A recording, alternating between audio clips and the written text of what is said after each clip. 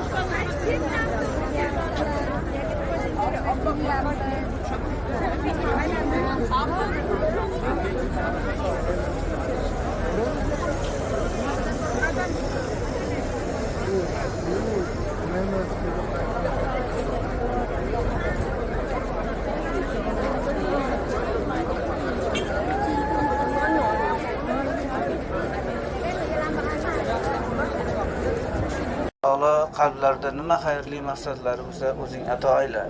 Parvardigor yurtimizni tinch osoyishta qilgin. Yurtimizni boshqarib turgan rahbariyatlarimizni, yurtboshlarimizni qilayotgan mana shunday xayrli ishlarda o'zing madadkor va mu'in bo'lgaysan.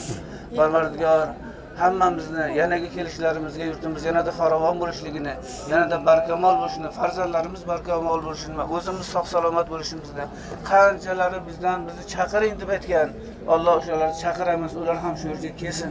Qanchalari bemor bo'lib shifo so'rab bering degan, Alloh hammalarining dardlariga shifo komil, shifo ojil ato aylasin.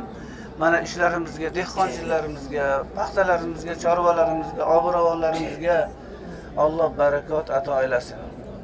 Alloh taolo hammamizni shu ibodatlarni chiroyli bajarib, sog'likda, salomatlikda, tinchlikda, ofiyatda yana vatanimizga qaytishni Alloh nasib qilsin. Qalblarimizdagi nima xayrli maqsadlarimiz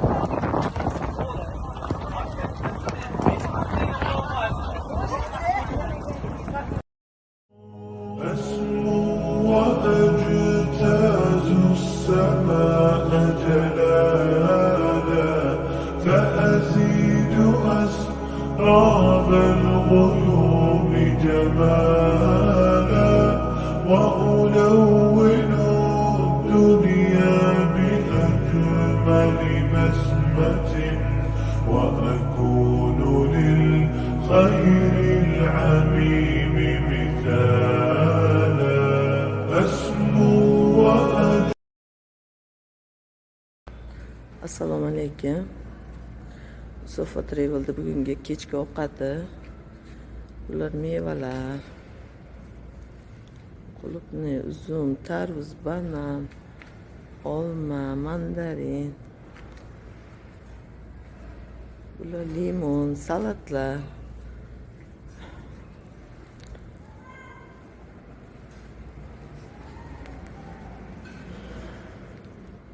Hammasi hojilarimiz uchun tayyor.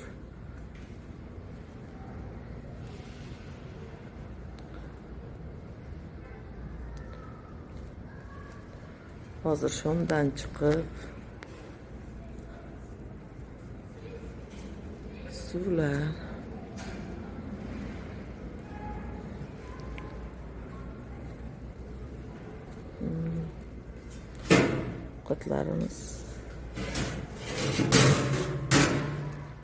ovqatlarimiz endi kelarkan.